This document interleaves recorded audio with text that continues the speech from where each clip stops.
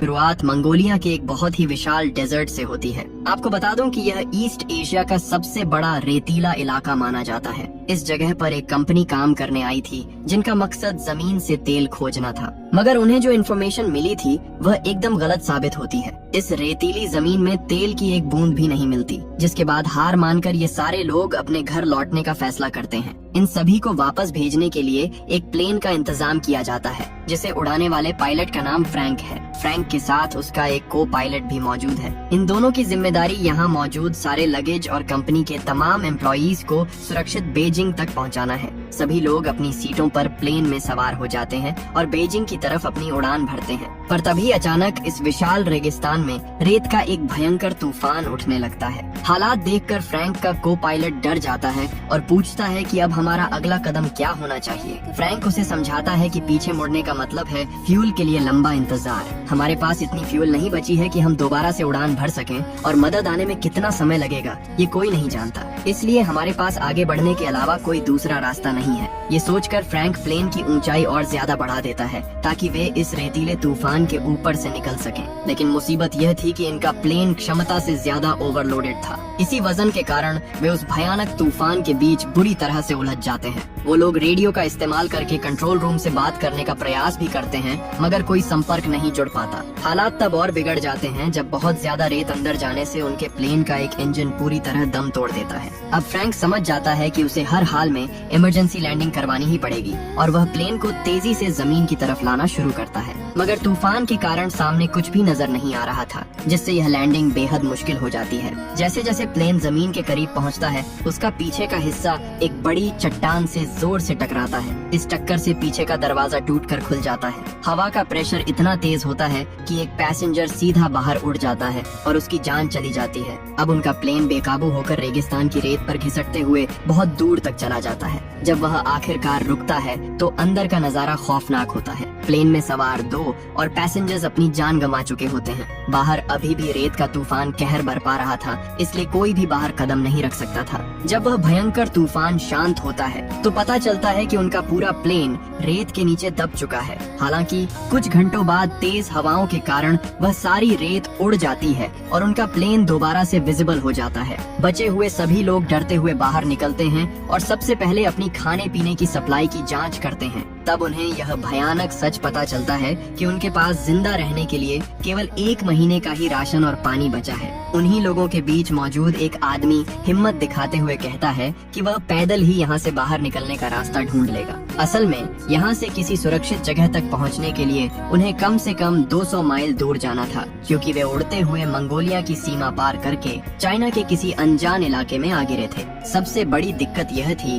कि किसी को भी अपनी एग्जैक्ट पोजीशन की कोई जानकारी नहीं थी, और उनका रेडियो भी पूरी तरह से ठप पड़ चुका था। जो आदमी वहाँ से पैदल जाना चाहता था वह पूरे भरोसे के साथ बताता है कि वह पहले मैराथन दौड़ चुका है और उसे हाइकिंग का भी अच्छा खासा अनुभव है, इसलिए वह आराम से यह दूरी तय कर लेगा। बाकी लोग उसे समझाते हैं कि भाई अभी जुलाई का महीना चल रहा है, जो इस रेगिस्तान में सबसे ज्यादा जानलेवा और गर्म होता है। ये सब सुनने के बाद अंत में उसे भी समझ आ जाता है कि अकेले इस रेगिस्तान से बाहर निकलना बिल्कुल असंभव है। उसी रात जब सारे लोग थकावट के कारण प्लेन के अंदर सो रहे थे, बाहर एक बार फिर से तेज हवाएं चलने लगती हैं। उसी दौरान डेविस नाम का एक आदमी टॉयलेट करने के लिए बाहर निकलता है। वापस लौटते समय अचानक उसका पैर एक बड़े पत्थर से टकरा जाता है। ठोकर लगने के कारण उसका बैलेंस बिगड़ता है और वह रेत के टीले से लुढ़कता हुआ सीधे नीचे खाई में गिर पड़ता है। उस रेतीले तूफान में उसे कुछ भी दिखाई नहीं देता और वह पूरी तरह से रास्ता भूल जाता है। अपनी जान बचाने के लिए वह बहुत जोर जोर से चिल्लाता है, लेकिन हवा के शोर में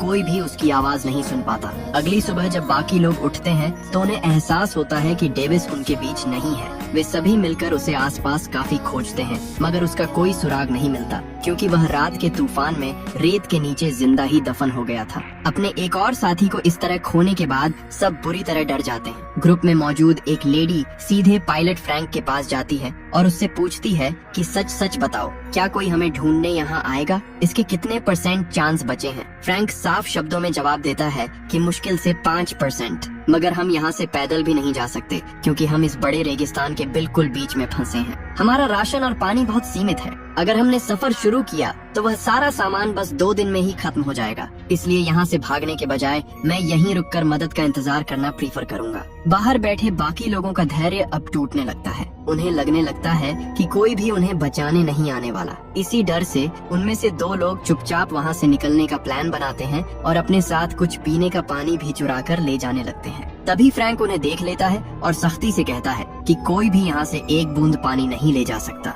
इसी बात को लेकर उनके बीच भयंकर हाथापाई शुरू हो जाती है और इसी छीना झपट्टी में वह कीमती पानी जमीन पर गिरकर बर्बाद हो जाता है। इसी बीच एलिट नाम का एक आदमी सामने आता है। वह सबको शांत करते हुए कहता है कि मेरे दिमाग में एक कमाल का आइडिया है जो हम सबकी जान बचा सकता है। वह बताता है कि मैं पिछले कुछ दिनों से इस टूटे हुए प्लेन को बहुत ही ध्यान से ऑब्जर्व कर रहा हूँ। अगर हम सब मिलकर मेहनत करें तो इसके हिस्सों को रीबिल्ड करके एक नया छोटा प्लेन तैयार कर सकते हैं। ये सुनकर फ्रैंक उससे पूछता है कि तुम्हें प्लेन के बारे में आखिर कितनी नॉलेज है। एलिट बड़े कॉन्फिडेंस से जवाब देता है कि मेरा काम ही प्लेन डिजाइन करना था। असल में एलिट कौन था ये बात वहाँ कोई नहीं जानता था। वह मंगोलिया में तेल निकालने वाली कंपनी का पक्का एम्प्लॉय नहीं था। वह तो बस एक बार एरोस्पेस से जुड़े किसी काम के सिलसिले में वहाँ आया था और पिछले 2 सालों से उनके साथ ही रुका हुआ था। एलिट का यह सीक्रेट जानने के बाद सभी लोग काफी शॉक हो जाते हैं, मगर इस बात से उनके अंदर जीने की एक नई किरण भी जाग उठती है। सभी इस बात पर राजी हो जाते हैं कि वे मिलकर प्लेन को रीबिल्ड करेंगे। लेकिन फ्रैंक जो खुद एक पायलट था उसकी इस बात से बिल्कुल अग्री नहीं करता। उसे लगता है कि यह सब बकवास है और वह इस काम के लिए एकदम साफ मना कर देता है। अगली सुबह पता चलता है कि जेम्स नाम का उनका एक साथी वहाँ से कहीं चला गया है। ग्रुप की वह लेडी उसे खोजने के लिए जाने लगती है पर फ्रैंक उसे रोक देता है। वह कहता है कि तुम यहीं रुको, मैं उसे ढूंढ कर लाता हूँ। और इतना कहकर वह उसे खोजने निकल पड़ता है। ढूंढते ढूंढते फ्रैंक उस पहाड़ी के पास पहुँचता है जहाँ प्लेन का पिछला हिस्सा टूट कर गिरा था। वहाँ पहुँचकर वह देखता है कि जो आदमी हवा में उड़कर गिरा था उसकी लाश अभी भी उसी जगह पर पड़ी है। आसपास जमीन पर कुछ गोलियों के खाली खोल भी बिखरे हुए थे। ये सब देखकर फ्रैंक के होश उड़ जाते हैं। उसी वक्त जेम्स भी वहाँ आ जाता है। जेम्स कहता है कि इसका मतलब साफ है, हमारे आने से पहले यहाँ कोई और मौजूद था। मैं यहाँ अपनी वह घड़ी लेने आया था जो मैं इस आदमी से पोकर खेलते वक्त हार गया था, लेकिन अब इसकी कलाई से वह घड़ी गायब है। ये देखकर उन्हें पूरी बात समझ आ जाती है कि यहाँ रेगिस्तान के खतरनाक स्मगलर्स आए थे जिन्होंने मरे हुए आदमी के कपड़े और घड़ी दोनों लूट लिए। जो गोलियों के कवर वहाँ पड़े थे वह इस बात का सबूत थे कि उन बेरहम लुटेरों ने इनके मरे हुए साथी के शरीर पर गोलियां चलाकर अपनी प्रैक्टिस की थी। फ्रैंक तुरंत जेम्स को वापस कैंप चलने के लिए कहता है, लेकिन जेम्स हिलने से इनकार कर देता है। वह फ्रैंक से पूछता है कि तुम उस प्लेन को दोबारा बनाने के खिलाफ क्यों हो। फ्रैंक जवाब देता है कि मैं लोगों के मन में झूठी आस नहीं जगाना चाहता, क्योंकि मुझे पता है कि वह कभी उड़ने वाला नहीं है। इस पर जेम्स उसे समझाता है कि दुनिया का हर इंसान प्यार और सहारे की तलाश में रहता है। अगर हम इस मुश्किल वक्त में किसी को प्यार नहीं दे सकते तो कम से कम जीने की एक उम्मीद तो दे ही सकते हैं, और अगर हम वो भी नहीं कर सकते तो इंसान को वह करने की आजादी देनी चाहिए जो उसे सही लगता है। जेम्स की इस गहरी बात का फ्रैंक पर बहुत असर होता है और वह लोगों के साथ मिलकर प्लेन बनाने के लिए तैयार हो जाता है। भले ही उसे अंदर से यकीन था कि यह काम नामुमकिन है। वे दोनों लौटकर बाकी साथियों के पास आते हैं और फिर पूरी टीम एक साथ उस प्लेन को बनाने के काम में जुट जाती है। रेगिस्तान में दिन के समय धूप इतनी तेज होती है कि बाहर काम करना मौत को दावत देने जैसा था। इसीलिए वे लोग दिन भर आराम करते और पूरी रात जाग कर अपना काम करते। लेकिन उनकी मुश्किलें तब और बढ़ जाती हैं जब एक रात काम करते समय वेल्डिंग की कुछ चिंगारियां सीधे उनके फ्यूल पर जा गिरती हैं। यह वही फ्यूल था जिसे उन्होंने आग और जनरेटर चलाने के लिए बचा कर रखा था। चिंगारी गिरते ही वहाँ एक भयंकर ब्लास्ट हो जाता है। अच्छी बात यह थी कि उस धमाके में किसी की जान नहीं गई, लेकिन उनका वह जरूरी फ्यूल पूरी तरह से जलकर राख हो जाता है। अब उनके पास सिर्फ इतना ही फ्यूल बचा था कि वे अपने बनाए प्लेन को उड़ा सकें। इसलिए अब जनरेटर चलाना पूरी तरह से बंद करना पड़ा। बिना बिजली के रात में काम करना मुमकिन नहीं था, इसलिए अब उन्हें मजबूरी में दिन की उस चिलचिलाती धूप में काम करना पड़ता है। गर्मी असहनीय थी, लेकिन उन्होंने हार नहीं मानी और दिन के समय ही मेहनत करना जारी रखा। काफी हद तक प्लेन को रीबिल्ड करने के बाद अब उनके सामने सबसे बड़ी चुनौती थी उसके भारी विंग को सही जगह पर फिट करना। उनके पास कोई गलती करने की गुंजाइश नहीं थी, क्योंकि अगर वह विंग गलती से भी रेत पर गिर गया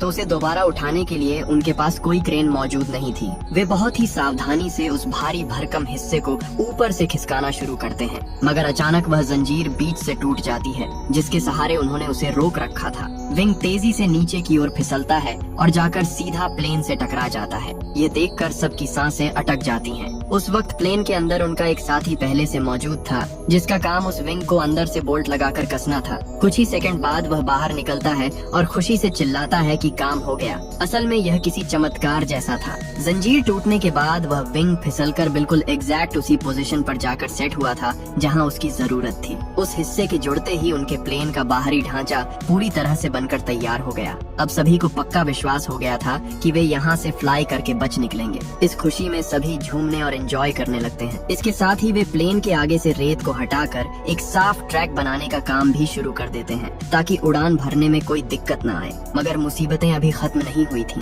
कुछ ही दिनों बाद वहाँ एक और खतरनाक तूफान आ धमकता है, जिसमें आसमान से कड़कती बिजलियां गिरने लगती हैं। प्लेन के विंग में पेट्रोल भरा हुआ था, इसलिए ब्लास्ट के डर से सभी लोग वहां से भागकर सुरक्षित जगह पर छिप जाते हैं। लेकिन एलिट टस से मस नहीं होता। वह किसी भी हाल में अपनी मेहनत से बनाए इस प्लेन को बर्बाद होते नहीं देख सकता था। तभी ठीक उसके ऊपर एक भयंकर बिजली गिरने वाली होती है, मगर एन मौके पर फ्रैंक उसे धक्का देकर वहां से दूर गिरा देता है और उसकी जान बचा लेता है। फ्रैंक जानता था कि अगर एलिट मर गया तो कोई दूसरा ऐसा इंसान नहीं है जो इस प्लेन का बचा हुआ काम खत्म कर पाए। इसके बाद वे सभी मिलकर इस नए प्लेन का नाम फीनिक्स रख देते हैं। इजिप्शियन मिथोलॉजी में फीनिक्स एक ऐसे अद्भुत और पावरफुल जीव को कहा जाता है जो अपनी राख से भी दोबारा जिंदा हो जाता है। प्लेन पर अभी भी कुछ जरूरी काम बाकी था। समय के साथ साथ उनके पास पीने का पानी भी पूरी तरह खत्म होने की कगार पर था। एक रात वे दूरबीन से देखते हैं कि दूर रेगिस्तान में कुछ अनजान लोगों ने अपने टेंट लगा रखे हैं और वहाँ डेरा डाले हुए हैं।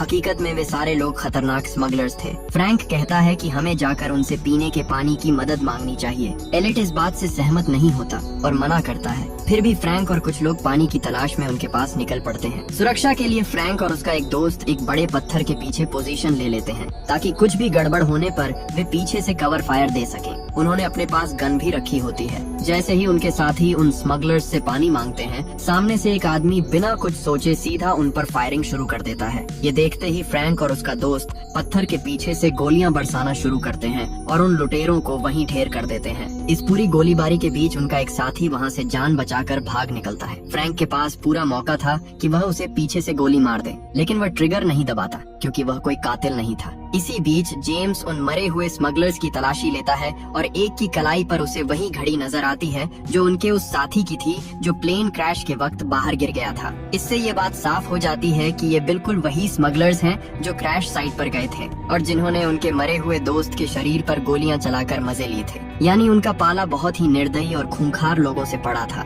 उनमें से एक स्मगलर जो घायल हालत में बच गया था, उसे वे पकड़कर अपने बेस कैंप ले आते हैं। ग्रुप के कुछ लोग गुस्से में थे और चाहते थे कि उसे तुरंत खत्म कर दिया जाए क्योंकि उसी के साथियों ने उनके दोस्त की जान ली थी। लेकिन फ्रैंक इंसानियत के नाते ऐसा करने से साफ इनकार कर देता है। इस बात को लेकर उनके बीच बहुत तीखी बहस चल ही रही होती है कि अचानक एलिट अपनी बंदूक निकालता है और उस स्मगलर को सीधे गोली मार देता है। इस घटना के बाद एलिट और फ्रैंक के बीच बहुत बड़ा झगड़ा शुरू हो जाता है। एलिट हर चीज का ब्लेम फ्रैंक पर डालता है। वह चिल्लाकर कहता है कि तुम हमारे पायलट थे, तुम्हारी बेवकूफी से हम यहाँ फंसे हैं। मैंने तुम्हें वहाँ जाने से रोका था पर तुम नहीं माने और तुम्हारी वजह से हमारे एक और आदमी की मौत हो गई। ये कड़वी बातें सुनकर फ्रैंक अपना आपा खो बैठता है और गुस्से में आकर एलिट के चेहरे पर एक जोरदार पंच जड़ देता है। इस थप्पड़ से एलिट की ईगो को बहुत गहरी चोट लगती है और वह सबसे रूठ जाता है। वह धमकी देता है कि अब वह इस प्लेन को बिल्कुल नहीं बनाएगा। उसे जितना करना था उसने कर दिया। वह ताना मारता है कि मैं अकेला यहाँ तुम 10 लोगों के बराबर मेहनत करता हूँ और तुम लोग सिर्फ बैठकर तमाशा देखते हो। तब कैली नाम की लड़की उसे मनाने जाती है और समझाती है कि तुम्हारे बिना इस प्लेन को पूरा करना नामुमकिन है, हमें तुम्हारी सख्त जरूरत है। इस पर एलिट शर्त रखता है कि अगर सारे लोग आकर मुझसे रिक्वेस्ट करेंगे तभी मैं काम पर वापस लौटूंगा। मजबूरी में अपनी जान बचाने के लिए हर किसी को उसके आगे झुकना पड़ता है। यहाँ तक कि फ्रैंक भी उससे माफी मांगते हुए कहता है कि तुम ही यहाँ के बॉस हो, प्लीज इस काम को पूरा कर दो। इसके बाद एलिट का गुस्सा शांत होता है और सारे लोग फिर से प्लेन को तैयार करने में लग जाते हैं। कुछ दिनों बाद वे दूरबीन से देखते हैं कि जो आदमी उस रात भाग निकला था वह अपने बहुत सारे हथियारबंद साथियों के साथ वापस आ गया है। पर वो लोग सीधा हमला करने से बचते हैं क्योंकि वे जानते थे कि अब इन लोगों के पास भी उन्हीं की छीनी हुई बंदूकें मौजूद हैं। इसके अलावा उन स्मगलर्स को यह भी अंदाजा था कि इनके पास राशन और पानी लगभग खत्म होने वाला है। वे इंतजार कर रहे थे कि जब ये लोग भूख प्यास से तड़प कर कमजोर हो जाएंगे तब वे आसानी से इन्हें मार देंगे। ये खतरा देखकर टीम और भी ज्यादा जी जान लगाकर मेहनत करती है और आखिरकार उनका प्लेन पूरी तरह से तैयार हो जाता है। इसी बीच फ्रैंक के हाथ एक पुरानी मैगजीन लगती है। उसमें तरह तरह के प्लेन्स के छोटे छोटे मॉडल्स छपे हुए थे। फ्रैंक को यह देखकर बहुत बड़ा झटका लगता है कि एलिट ने बिल्कुल इन्हीं मॉडल्स की नकल करके इस प्लेन का डिजाइन तैयार किया है। तब सबके सामने यह भयानक सच आता है कि एलिट जिन प्लेन्स की बात करता था वे असल में बच्चों के खेलने वाले खिलौने थे। वह सिर्फ छोटे मॉडल्स ही डिजाइन करता था। वो खिलौने हवा में जरूर उड़ते थे मगर उसने अपनी पूरी जिंदगी में कभी कोई असली और बड़ा प्लेन नहीं बनाया था। ये सच जानकर सभी का खून खौल उठता है। अयान नाम का शख्स तो इतना भड़क जाता है कि वह सीधा एलिट के माथे पर गन रख देता है। वह चिल्लाता है कि तुम इतने हफ्तों से हमारी जिंदगी के साथ खेल रहे हो। ये कबाड़ कभी नहीं उड़ेगा क्योंकि तुम्हें असल में प्लेन बनाना आता ही नहीं है। लेकिन एलिट को अपने काम पर पूरा भरोसा था। वह बिना डरे कहता है कि यह प्लेन उड़ेगा। मैं मानता हूँ कि मैं खिलौने बनाता था पर वो रिमोट कंट्रोल से चलने वाले होते थे और उन छोटे मॉडल्स में असली प्लेन से भी ज्यादा बैलेंस की अहमियत होती है जो मैंने इसमें परफेक्ट रखा है। फ्रैंक बीच बचाव करके अयान को शांत करता है। तभी रेगिस्तान में एक बार फिर तेज हवाएं चलने लगती हैं। हवा का दबाव इतना ज्यादा होता है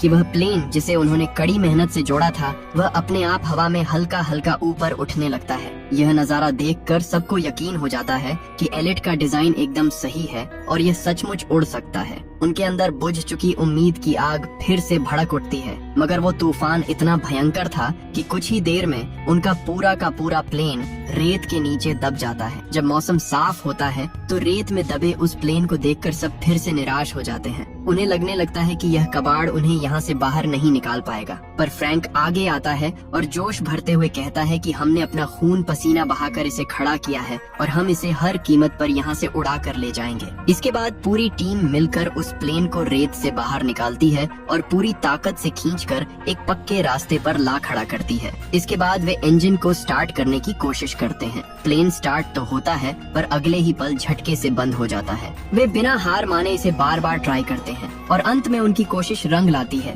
इंजन चालू हो जाता है। उधर दूर बैठे स्मगलर्स भी प्लेन के इंजन की तेज आवाज सुन लेते हैं और तुरंत उनकी तरफ दौड़ पड़ते हैं। वे लुटेरे घोड़ों पर सवार होकर और हाथों में बंदूकें लिए उन्हें जान से मारने के लिए तेजी से आगे बढ़ते हैं। ये देखकर सभी लोग फटाफट प्लेन के ऊपर चढ़ते हैं और उसके विंग को कसकर पकड़कर लटक जाते हैं। असल में उनके इस नए प्लेन का डिजाइन कुछ ऐसा था कि उसमें अंदर बैठकर सफर करने की कोई जगह ही नहीं थी। उन्होंने बड़े हवाई जहाज के टूटे फूटे हिस्सों को जोड़कर बस उड़ने लायक एक ढांचा तैयार किया था। अब उनका प्लेन उस कच्चे रनवे पर तेजी से दौड़ने लगता है। पीछे से आ रहे स्मगलर्स लगातार अपनी बंदूकों से उन पर फायर कर रहे थे पर किस्मत अच्छी थी कि एक भी गोली उन्हें नहीं छू पाई। मगर तभी अचानक सामने उनका रनवे खत्म हो जाता है और एक गहरी खाई आ जाती है। यह देखकर स्मगलर्स को लगता है कि अब ये सभी खाई में गिरकर पक्का मारे जाएंगे। लेकिन ठीक उसी पल एक चमत्कार होता है। उनका फीनिक्स उस खाई के किनारे से हवा में छलांग लगाता है और सीधा आसमान की ऊंचाइयों की तरफ उड़ने लगता है।